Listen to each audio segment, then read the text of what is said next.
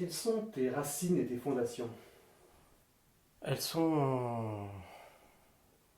Il y a deux parties en fait de mes racines. Il y a la racine avant mes 15 ans et après mes 15 ans.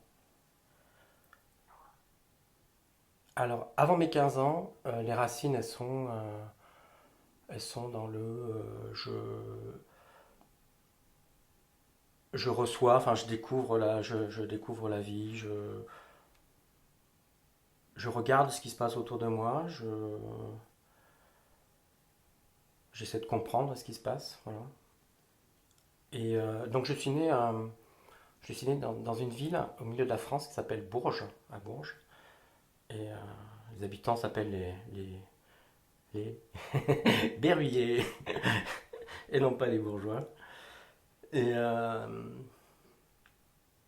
donc voilà, c'est un endroit assez quelconque, hein, avec la ville en elle-même est belle, mais après tout autour faut y vivre quoi. Donc c'est pas évident dans les banlieues un peu dortoirs. Et moi je vivais dans une banlieue dortoir, dans une maison, mais entourée de grands bâtiments, des HLM et tout ça. Donc on était quand même dans un milieu assez dur.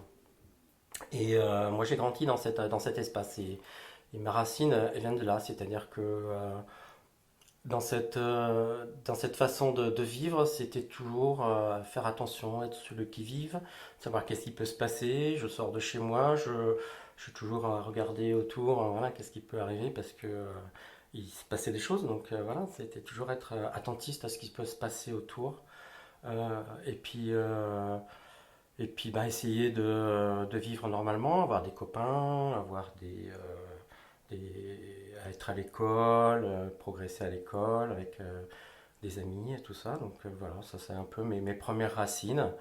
Et puis donc ça aussi, le côté familial a beaucoup joué puisque bon, mes parents s'entendaient pas trop, il y a eu une relation assez difficile. Voilà, être un homme à l'époque de mes parents, c'était pas du tout la même chose, hein. Un homme, bah voilà, il devait s'affirmer auprès de sa femme et puis la soumettre et puis lui dire ce qu'il fallait faire et puis pas lui laisser l'occasion de s'émanciper. Donc, et j'étais tout à fait dans ce contexte-là où, où ma mère n'avait pas le droit de s'émanciper, elle n'avait pas le droit d'apprendre à conduire, elle n'avait pas le droit de travailler, à peine si elle avait le droit de payer quelque chose de sa poche. Elle n'avait pas le droit de penser à autre chose que s'occuper des enfants et s'occuper du foyer. Donc ça, les premières racines sont là, bon, je découvre la vie avec cet environnement. Et, euh, et au fur et à mesure que la vie avance, bah, on voit que les problèmes ne se règlent pas et qu'elles sont plutôt en train d'exploser au fur et à mesure, hein, de la vie, parce qu'en pensant toujours que ça va s'arranger. Il y a toujours des paroles qui sont assez réconfortantes en disant oh, mais non, mais ça va s'arranger, t'inquiète pas. Et puis finalement, non, ça ne s'arrange pas, au contraire, ça s'empire. Donc, ma première fondation, je dirais, pour moi, est de plus être spectateur de ce que je vis, d'être acteur. Et pour ça, je me souviens très bien du moment où ça s'est passé. C'était un samedi après-midi où je voyais ma maman qui était pas, enfin, qui était dans un état vraiment pas bien, quoi. Elle était malheureuse, puis voilà, avec tout ce qui va autour, dépression et autres. Donc, et à force de la voir comme ça, continuellement s'enfoncer, je me disais, mais.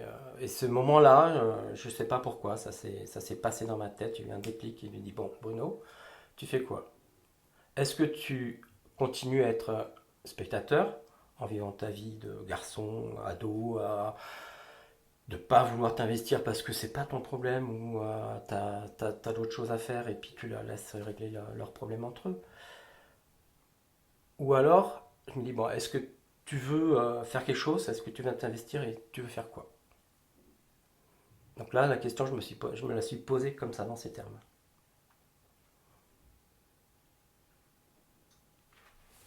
Et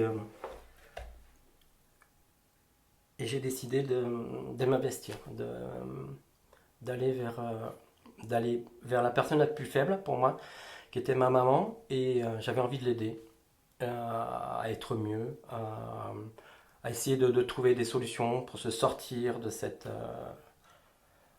impasse, parce qu'en fait c'est une impasse non, quand on est comme ça. Et donc j'ai décidé de m'investir simplement en prenant du temps, c'est-à-dire en prenant du temps pour être avec elle, en discutant, voilà, en montrant ma présence, en lui montrant qu'elle n'était pas seule, et puis en discutant de diverses solutions, de diverses possibilités de changer de vie. Et, euh, et voilà, et ça s'est fait comme ça. C'est mon premier moment où je me suis senti concerné, investi de quelque chose. J'avais un choix à faire dans ma tête, il y avait un choix à faire. Est-ce que tu peux nous dire quelles ont été les conséquences, ou je ne sais pas si c'est le bon mot, mais de tes relations avec ton père de cette époque-là jusqu'à aujourd'hui? Alors les relations à partir du moment où j'ai commencé à m'engager auprès de ma maman, euh, ça s'est pas détérioré tout de suite en fait, hein. Lui, il était dans sa vie quotidienne et il voyait bien ce qu'il voulait voir, quoi. Quand il était à la maison, il n'était pas toujours en état de voir qu'est-ce qui se passait. Donc, euh, c'était assez. Voilà, il y a une période où il y a une continuité de vie où on pense que les choses ne bougent pas, ne bougeront pas, ne bougeront jamais. C'est comme ça.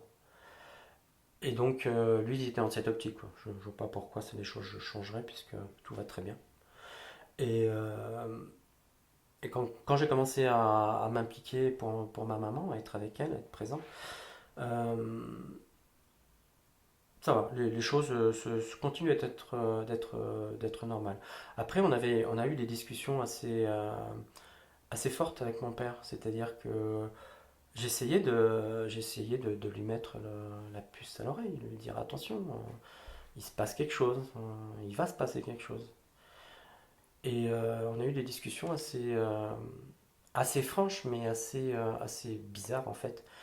Parce que, en fait, j'étais dans le rôle de l'enfant qui parlait à son père pour dire attention, si tu changes pas, si tu fais pas ci, si tu fais pas ça, ou si tu fais pas autrement, si tu évolues pas, si tu penses pas à faire les choses autrement, bah, ça risque de pas continuer longtemps, cette histoire. Donc on a eu des discussions assez bizarres dans le sens où c'est moi qui faisais la morale. Et, et c'est marrant parce que ces moments-là, ils étaient assez forts, où il m'écoutait, il était réceptif, j'avais l'impression qu'il comprenait. Et mais en fait, non. C'est dans l'instant, quoi. Je pense que dans l'instant, il était conscient de la chose, il était conscient de, de ce qui allait se passer, parce que je l'avertis plusieurs fois. Je lui ai écrit des lettres pour lui dire attention, enfin pour mettre qu'il est, parce que les mots s'envolent, les écrits restent, donc je lui ai écrit une lettre, plusieurs lettres pour dire qu'il y avait danger, quoi, attention, attention pour le couple. Mais voilà, je pense qu'il l'avait compris, il le comprenait sur l'instant, quand on en discutait c'était assez fort, mais je pense que le fait de se dire que les choses sont comme ça et ne bougeront jamais était le plus fort. Il n'y a pas de raison que ça change. Et après, donc ça c'est la partie où j'étais encore à la maison. Et quand je suis parti de la maison pour faire mes études à l'UT de Tours, j'ai gardé l'esprit aide de ma mère. C'est-à-dire que je ne suis pas parti en me disant je pars et puis vous débrouillez entre vous. Non, parce que bon, j'avais un logement, il m'avait octroyé un logement là-bas. Mes parents me payaient un logement. Et je revenais tous les week-ends. Je revenais tous les week-ends pour voir comment ça se passait, pour ma maman, pour être avec elle, pour passer du temps avec elle tout simplement, pour lui montrer que j'avais pas déserté le foyer, que j'étais là, toujours concerné par ce qui se passait pour elle. Et, et voilà, puis on faisait plein de choses, on allait se balader, on allait faire les magasins, enfin voilà. passer du temps ensemble, la faire sortir un peu de cette façon de vivre. Et voilà, j'ai fait ça, j'ai fait quasiment ça pendant mes 2 années d'IUT, euh, jusqu'à mes 22 ans. Et, euh, et après, voilà, j'ai été vivre ma vie à Paris.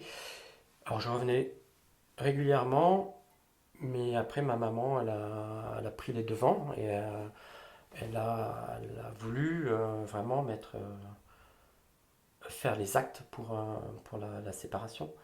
Et, euh, et avec mon papa, ça s'est passé moyennement parce que pour moi j'étais le fils sur lequel on pouvait s'appuyer. Pour elle, pour les femmes à la maison, et voilà, mais il les traitait pas bien les femmes à la maison.